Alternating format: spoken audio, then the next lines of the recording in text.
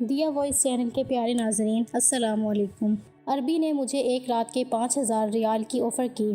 میں شادی شدہ بھی تھی، پھر بھی میری نیت بدل گئی اور اس رات میں اس کے گھر رک گئی۔ عربی کو بہت کم نظر آتا تھا، لیکن جب میں رات اس کے گھر رکی تو میرے ہوش اڑ گئے، کیونکہ اس عربی نے مجھے 8 بار۔ میں اپنے شوہر کے ساتھ سعودیہ عرب میں رہتی تھی۔ ہم دونوں زیادہ پڑھے لکھے نہ تھے۔ شوہر فیکٹری میں نوکری کرتا تھا، مگر زیادہ پڑھا لکھا نہ ہونے کی وجہ سے تنخواہ تھوڑی تھی۔ گھر کا گزارا تان کر کرتے اور شکر ادا کر کے جو ملتا کھا پی کر سو جاتے تھے۔ لیکن جیسے جیسے دن گزرنے لگے، پیسوں کی شدید قلت ہوتی چلی گئی۔ میں نے ارد گرد کچھ عورتوں سے مشورہ کیا تو ایک عورت نے بتایا کہ ایک عربی کے گھر ملازمہ کی ضرورت ہے، کھانا پکانا ہوگا، کیونکہ عربی کے گھر میں اور بھی عورتیں کام کرتی ہیں، صرف برتن دھونے کی ضرورت ہے۔ میرے لیے یہ کام بہت آسان تھا، لیکن عربی کے گھر کام کر کے مجھے تھوڑا ڈر بھی لگ رہا تھا۔ میرے چہرے پر پریشانی کے آثار دیکھتے ہوئے کہنے لگی، گھبراؤ مت، عربی اندھا ہے، وہ بیچارہ تو بس سارا دن ایک صوفے پر بیٹھا رہتا ہے۔ اس کی بیوی کچھ عرصہ ہوا فوت ہو گئی۔ ایک تو اب اس کی عمر بھی کافی زیادہ ہو گئی ہے، دوسرا اب اس عمر میں کون اس سے شادی کرے گا۔ اگلے روز میں اس کے پاس دوبارہ گئی اور اسے عربی کے گھر چلنے کو کہا۔ وہ عربی تو بہت اچھا انسان تھا، اس نے میری بھی اچھی تنخواہ رکھی تھی۔ جب میں نے اپنے شوہر کو اس نوکری کے بارے میں بتایا تو بے حد خوش ہوا۔ کہنے لگا، اگر ہم مل کر دونوں محنت کریں گے تو گھر کے خرچے کے علاوہ کچھ پیسے جمع بھی ہو جائیں گے۔ میں بھی دن بھر فارغ ہی ہوتی تھی، اس لیے گھر کے سارے کام صبح ہی نپٹا کر میں اس عربی کے گھر چلی جاتی ہوں۔ اس عربی کی ایک چھوٹی سی بیٹی تھی، یہی کوئی 10 سال کی ہوگی۔ گھر کی باقی ملازمائیں تھوڑا بہت اس پر توجہ دیتی تھیں، ویسے بھی پرائی اولاد کو کون گلے لگاتا ہے۔ میں نے عربی کے حالات دیکھتے ہوئے اس کے گھر کی ساری ذمہ داری اٹھا لی۔ میں صبح 10 بجے سے لے کر رات 9 بجے تک اس عربی کے گھر پر ہی رہتی تھی۔ مجھے حیرت ہوتی تھی کہ عربی کس قدر نرم دل انسان تھا۔ وہ ملازمین کے ساتھ بہت پیار سے پیش آتا تھا، مگر گھر کی دیگر ملازمائیں اب مجھ سے خار کھانے لگی تھیں، کیونکہ عربی میرا بہت خیال رکھتا تھا۔ میں چونکہ اس گھر میں نہیں تھی، اگر کوئی ذرا سا بھی کام خراب ہو جاتا تو وہ ملازمائیں فوراً عربی کے کان میں جا کر بات ڈال دیتیں، مگر عربی ان کو خاموش کروا دیتا۔ میں نے یہ بات محسوس کی تھی کہ عربی اپنی بیٹی سے بہت محبت کرتا تھا، لیکن بیوی کا ساتھ چھوٹ جانے کی وجہ سے اندر سے ٹوٹ چکا تھا۔ عربی کے ساتھ ایک مستقل ملازم بھی تھا جو اس کے ساتھ مستقل رہتا تھا، عربی کو دفتر لے کر جاتا اور واپس لاتا، سب کام اس کے ذمے تھے۔ عربی بھی کام سے گھر واپس آتا تو سب سے پہلے اپنی بیٹی کے کمرے میں جاتا۔ میں بچی کے ساتھ ہی مصروف ہوتی، اس لیے پہلے دروازے پر دستک دیتا۔ میں فوراً سے ٹھیک ہو کر بیٹھ جاتی، پھر ہی وہ دروازہ کھولتا تھا۔ پھر اپنی بیٹی کو پیار کرتا، مجھ سے بھی پوچھتا تھا کہ بچی نے تنگ تو نہیں کیا، اس نے کھایا پیا تو ہے نا۔ عربی اپنی بیٹی پر جان چھڑکتا۔ عربی پورے دن کی روٹین مجھ سے پوچھتا تھا، میں بھی اس عربی کو سارے دن کی روٹین بتا دیتی۔ ایک رات کو جب میں گھر جانے لگی تو کہنے لگا کہ 1 منٹ رکو۔ پھر اس نے اپنی جیب سے بٹوا نکالا اور مجھے 3,000 ریال پکڑا دیے۔ یہ دیکھ کر میں حیران سی رہ گئی تھی، حالانکہ اس نے میری تنخواہ بہت اچھی رکھی تھی اور 5,000 ریال کم پیسے نہیں ہوتے۔ میں نے ایک نظر عربی کی طرف دیکھا تھا، میری آنکھوں میں حیرانگی تھی۔ کہنے لگا، یہ رکھ لو، تمہارے کام آئیں گے۔ میں نے کہا کہ نہیں، آپ نے جو تنخواہ طے کی ہے وہ بھی ہے۔ میری بات سن کر وہ ہلکا سا مسکرایا۔ کہنے لگا، میں اپنی خوشی سے دے رہا ہوں، یہ رکھ لو۔ میں نے وہ پیسے پکڑ کر اپنے پرس میں رکھ لیے، پھر میں جانے لگی۔ جیسے ہی میں دروازے تک پہنچی تو مجھے کہنے لگا، بات سنو۔ میں نے کہا، جی کہیے۔ وہ کہنے لگا، اس بات کا ذکر دوسرے ملازمین سے مت کرنا اور کسی کو نہ بتانا کہ میں نے تمہیں پیسے دیے ہیں۔ کچھ دیر تو میں اس کی بات سن کر سوچ میں پڑ گئی تھی، پھر میں نے اسباب میں سر ہلا دیا اور وہ آہستہ آہستہ چلتا ہوا کمرے سے چلا گیا۔ لیکن نہ جانے کیوں اس رات میں بڑی بے چین سی رہی تھی۔ ایک تو عربی کا مجھے 5,000 ریال دینا اور دوسرا اس بات کا دیگر ملازموں سے چھپانے کا کہنا، یہ دونوں باتیں ہی میرے ذہن کو الجھانے لگی تھیں۔ پھر میں نے کہا کہ شاید عربی سمجھتا ہوگا کہ دوسرے ملازمین اپنا کام خوش اسلوبی سے نہیں کرتے اور میری محنت اور خلوص کو دیکھتے ہوئے عربی نے مجھے 5,000 ریال تنخواہ دی ہوگی اور آج بونس۔ لیکن کچھ دن بعد میری حیرت کی انتہا نہ رہی جب کچھ دن بعد عربی نے پھر 1,000 ریال کے نوٹ نکال کر میری طرف بڑھا دیے۔ جب دوسری بار عربی نے مجھے ریال دیے تھے، اس بار تو میرے دل میں شک و شبہات آنے لگے تھے۔ آخر عربی میرے ساتھ اتنی مہربانی کیوں کر رہا تھا؟ میں نے وہ ریال اس عربی کو واپس پکڑا دیے۔ میں نے کہا، مجھے یہ نہیں چاہیے، آپ کیوں مجھے روز روز اتنے پیسے دے رہے ہیں؟ میں نے فٹافٹ سے اپنی چادر کو ٹھیک کیا تھا۔ کہنے لگا کہ آپ میری بیٹی کا بہت خیال رکھتی ہیں اس لیے۔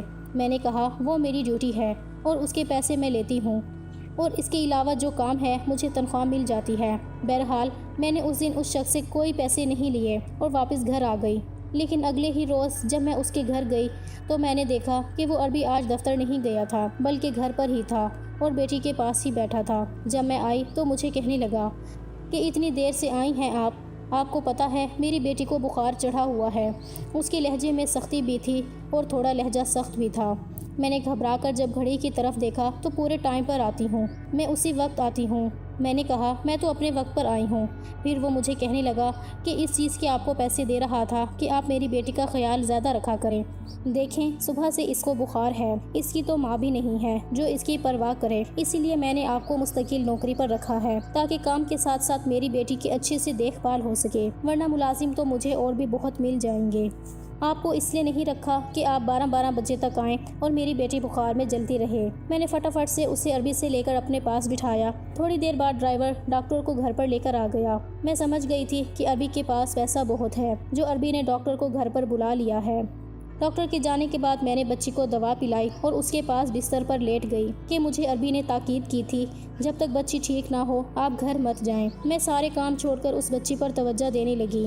پورا دن میں بچی کو سنبھالتے گگن چکر بنی ہوئی تھی۔ کبھی اسے دوا پلاتی، کبھی نرم غذا بنا کر دیتی، مگر بخار کی وجہ سے وہ بہت چڑچڑی ہو گئی تھی، ورنہ تو میری بات مان لیتی تھی، لیکن آج تو جیسے تنگ ہی کیے جا رہی تھی۔ میں رات تک بالکل تھک چکی تھی۔ جیسے ہی عربی آیا تو میں نے جانے کی اجازت مانگی تو مجھے کہنے لگے کہ یہ بات مناسب تو نہیں لگ رہی، لیکن میں بھی مجبور ہوں۔ اگر آپ آج کی رات میری بیٹی کے ساتھ رہ لیں تو یہ آپ کا مجھ پر بہت بڑا احسان ہوگا۔ میں نے کہا کہ میں کیسے رہ سکتی ہوں، میرا شوہر 9 بجے واپس آ جاتا ہے اور مجھے اسے کھانا دینا ہوتا ہے۔ یہ سن کر میں نے دیکھا کہ عربی کے چہرے پر عجیب سے تاثرات رونما ہوئے تھے۔ کہنے لگا آپ کیا شادی شدہ ہیں؟ میں نے کہا ہاں۔ میرا جواب سن کر اس کا چہرہ بجھ سا گیا تھا، پھر ایک دم ہی اس نے بات بدلی اور کہنے لگا کہ آپ اپنے شوہر سے کہہ دیں کہ ایک رات کے لیے آپ کو یہیں رہنے دیں، کیونکہ میری بچی آپ سے بہت مانوس ہو چکی ہے۔ رات بھر میں کیسے اسے سنبھال سکتا ہوں، پھر آپ اس کی دوا کے بارے میں اچھی طرح سے جانتی ہیں۔ میں نے کہا ٹھیک ہے، میں اپنے شوہر سے پوچھ لیتی ہوں۔ میں نے موبائل نکالا اور اپنے شوہر سے کہا تو وہ کہنے لگے کہ ٹھیک ہے، تم آج کی رات رک جاؤ، میں کھانے پینے کا خود بندوبست کر لوں گا۔ رات بھر میں اس بچی کو سنبھالتی رہی اور اگلے دن بچی کافی حد تک سنبھل چکی تھی۔ پھر میں جب واپس جانے لگی تو عربی نے مجھے 2000 ریال پکڑانا چاہے۔ میں نے کہا یہ آپ کیوں دے رہے ہیں؟ وہ کہنے لگے آپ نے میری بیٹی کو بڑے مشکل وقت میں سنبھالا ہے اور اس پر آپ کا حق بنتا ہے، اس لیے اس کو انکار مت کیجیے گا پلیز۔ میں نے کہا کہ آپ میری ممتا کو پیسوں سے کیوں تول رہے ہیں؟ بے شک یہ میری سگی اولاد نہیں ہے، لیکن میں نے ہمیشہ اسے اپنی بیٹی کی طرح ہی سمجھا ہے، اس لیے آپ اپنے پیسے اپنے پاس رکھیں، مجھے ان کی ضرورت نہیں ہے۔ یہ کہہ کر میں نے اپنا پرس پکڑا اور میں گھر سے باہر آ گئی۔ میری شادی کو بھی 5 سال ہو گئے تھے، لیکن میری کوئی اولاد نہیں ہوئی تھی۔ کئی بار ڈاکٹروں کو چیک اپ بھی کروایا، مگر قسمت میں اولاد نہیں تھی۔ کوئی پیر فقیر کے پاس جانے کا مشورہ دیتا تو کوئی کسی حکیم کا بتاتا، میرا ان سب چیزوں پر اعتماد نہ تھا۔ اللہ سے دعا کرتی کہ ایک نہ ایک دن اللہ میری گود ضرور ہری کرے گا۔ انہی دنوں میرا شوہر سعودیہ کے لیے ویزا لگوانے کی کوشش میں لگے ہوئے تھے، اس لیے میں نے ڈاکٹروں کے چکر کاٹنے سے بہتر سمجھا کہ میں اللہ کے گھر جا کر دعا کروں گی، اللہ ضرور میری مراد پوری کرے گا۔ اس کے بعد ہم سعودیہ آ گئے۔ اتنے سال سے میرا شوہر کام کر رہا تھا، لیکن حالات جوں کے توں ہی تھے۔ لیکن میرے دل میں یہ خواہش تھی کہ اللہ مجھے اب اولاد دے، اسے جب اس بچی کو سنبھالنے کی ذمہ داری مجھے ملی تو میں نے یہ نہیں سمجھا کہ میں ملازمت کر رہی ہوں یا وہ بچی میرے لیے ایک بوجھ ہے۔ میں نے اپنی ساری ممتا اس پر نچھاور کر دی تھی اور دل سے اس کو سنبھالتی تھی۔ اگلے روز جب میں کام پر آئی تو میں نے دیکھا عربی پریشان بیٹھا تھا۔ معلوم کرنے پر پتہ چلا کہ اس کی ملازمت جو کھانا بناتی تھی وہ کام چھوڑ کر جا چکی ہے۔ اسی بات کو لے کر عربی نڈھال بیٹھا ہوا تھا کہ اب فوری گھر میں کچن سنبھالنے کے لیے وہ ملازمہ کدھر سے لائے۔ میں یہ سن کر خاموش ہو گئی، کیونکہ میں عربی کے گھر کے کسی کام کی ذمہ داری نہیں لینا چاہتی تھی۔ عربی میری طرف التجایا نظروں سے دیکھ رہا تھا۔ میں جانتی تھی کہ وہ کیا چاہتا ہے، لیکن میرا اپنا گھر تھا، شوہر تھا، میں اپنا گھر سنبھالتی یا عربی کے سارے گھر کی ذمہ داری لیتی؟ میرے لیے بہت مشکل ہوتا چلا جا رہا تھا۔ خیر میں نے کچن میں جا کر فریج سے انڈے بریڈ نکالے اور عربی کو اور اس کی بیٹی کو بنا کر دے دیے۔ عربی کا چہرہ خوشی سے دیکھنے کے لائق تھا۔ میں نے دن بھر اپنا کام کیا اور شام کو گھر واپس آ گئی۔ پھر میں نہیں جانتی کہ کیا ہوا اور کیا نہیں، لیکن شام کو ہی مجھے عربی کا فون آیا۔ وہ مجھ سے کہنے لگا کہ فوراً سے گھر پہنچ جاؤ، مجھے آپ سے بہت ضروری کام ہے۔ میں نے کہا اس وقت تو رات کے 10 بج رہے ہیں۔ وہ کہنے لگا کہ مجھے آپ سے بے حد ضروری کام ہے، آپ کا آنا بہت ضروری ہے، آپ فوراً سے میرے پاس آئیں۔ میں نے اپنے شوہر کو بتایا تو کہنے لگا میں نوکری چھوڑ دوں، وہ عربی کیا چاہتا ہے؟ میں عربی کے گھر جانا چاہتی تھی۔ میرے شوہر کا رویہ پہلے ہی کئی دن سے بدلا ہوا تھا۔ بظاہر تو اس نے میرے ساتھ کوئی بات نہ کی تھی، لیکن شاید اندر ہی اندر اس کے دل میں شک کا بیج جنم لے رہا تھا۔ میں نے کہا کہ ہو سکتا ہے اس کی بیٹی کی پھر سے طبیعت خراب ہو گئی ہو، مگر میرا شوہر نہ مانا۔ میں نے دوبارہ سے عربی کو فون کیا اور اسے صاف بتا دیا کہ میرا شوہر مجھے آنے کی اجازت نہیں دے رہا۔ آپ کو بھی جو کام ہے، آخر آپ کے پاس چوکیدار بھی تو ہے، اسے کروا لیں۔ وہ کہنے لگا چوکیدار آج چھٹی پر ہے، ورنہ میں خود چل کر آپ کے گھر آ جاتا اور آپ کے شوہر سے بھی مل لیتا۔ میں نے کہا دیکھیں مالک، میں آپ کی نوکری کی وجہ سے اپنا گھر خراب نہیں کر سکتی۔ اس سے پہلے کہ وہ کچھ اور کہتا میں نے فون بند کر دیا۔ میں نے شوہر کو کھانا دیا اور ہم لوگ سونے کے لیے لیٹ گئے، لیکن میرے دل میں بار بار ایک ہی سوال جنم لے رہا تھا، ایسا کون سا کام تھا جو عربی رات کے وقت مجھے بلا رہا تھا؟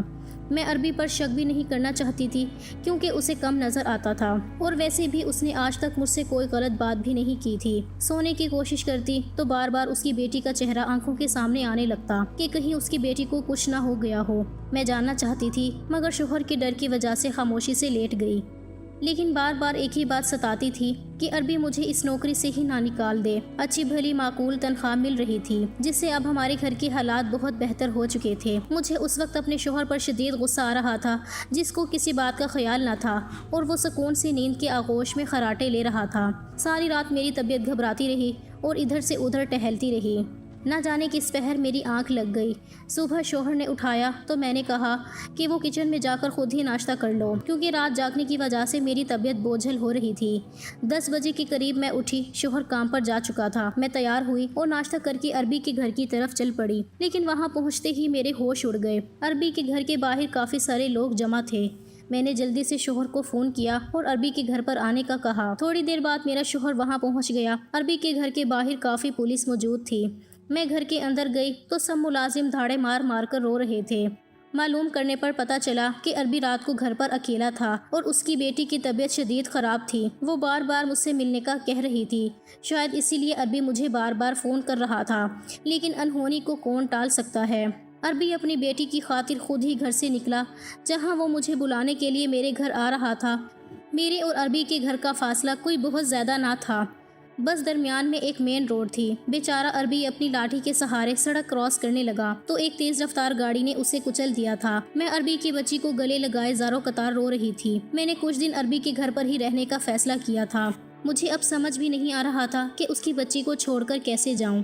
کچھ دن بعد ایک وکیل نے آ کر بتایا کہ عربی نے اپنی جائیداد کا کچھ حصہ میرے نام کر دیا تھا۔ اس نے مجھے ایک خط بھی دکھایا جو کچھ دن پہلے ہی عربی نے اس وکیل سے لکھوایا تھا، جس میں اس نے مجھ سے درخواست کی تھی میری بچی کو پلیز تنہا مت چھوڑنا۔ وکیل کی باتیں سن کر میری آنکھوں میں آنسو جاری تھے۔